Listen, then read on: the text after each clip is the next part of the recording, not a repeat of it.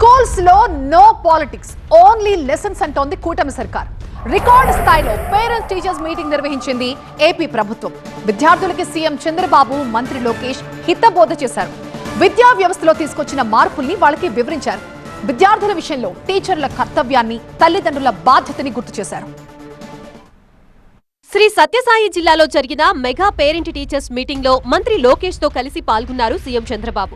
ఈ సందర్భంగా కొంతమంది తల్లిదండ్రులు, టీచర్స్ తో సమావేశమైన చంద్రబాబు పిల్లల చదువులపై ఆరా తీశారు. విద్యార్థులతో ముచ్చటించి వారి భవిష్యత్తు ప్రణాళికల్ని అడిగి తెలుసుకున్నారు. చదువులో బాగా రాణించి ఉన్నత ఉద్యోగాలు సాధించాలని వారికి నిర్దేశించారు. విద్యార్థుల ప్రోగ్రెస్ కార్డులు పరిశీలించిన సీఎం చంద్రబాబు మార్కులపై ఆరా తీశారు. పాఠశాల ఎలా ఉందని పిల్లలు, తల్లిదండ్రుల్ని అడిగి తెలుసుకున్నారు. విద్యార్థుల విషయంలో టీచర్లకే కాదు తల్లిదండ్రులకి కూడా బాధ్యత ఉంటుంది అన్నారు.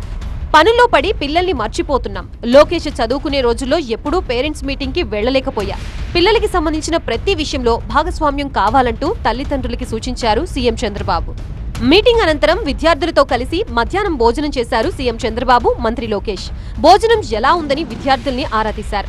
రోజు ఇదే రకంగా భోజనం పెడుతున్నారా, లేక మేమొచ్చామని ఈ రకమైన భోజనం పెడుతున్నారా అని విద్యార్థుల్ని అడిగి తెలుసుకున్నారు. స్కూల్ నుంచి పిల్లలు ఇంటికి వచ్చాక చదువుపై పేరెంట్స్ బాధ్యతగా ఉండాలన్నారు మంత్రి లోకేష్.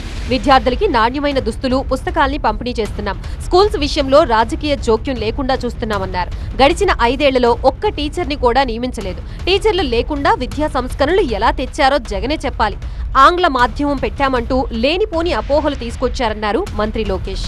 విద్యాశాఖలో అందుబాటులోకి తీసుకొచ్చిన లీప్ యాప్ ను పేరెంట్స్ అంతా డౌన్లోడ్ చేసుకోవాలన్నారు. పిల్లలు స్కూల్ కి డుమ్మా కొడితే తల్లిదండ్రులకి వెంటనే తెలిసిపోయేలా ఈ యాప్ తీసుకొచ్చింది ప్రభుత్వం. డిప్యూటీ సీఎం పవన్ సవాల్ని స్వీకరించి విద్యార్థులంతా మొక్కలు నాటాలని పిలుపునిచ్చారు మంత్రి లోకేష్.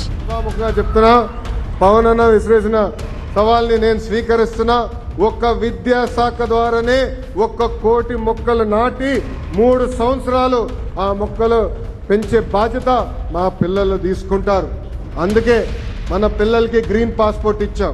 మగ ఆడబిడ్డల్ని సమానంగా చూసుకోవాలి. అందుకే ఎంతమంది పిల్లలుంటే అంతమందికి తల్లికి వందనం ఇచ్చాం. ప్రైవేటు స్కూళ్లకి దీటుగా ప్రభుత్వ బడుల్ని తీర్చిదిద్దుతున్నాం. మెగా పేరెంట్స్ మీటింగ్ తో గిన్నిస్ రికార్డు నెలకొల్పామన్నారు సీఎం చంద్రబాబు.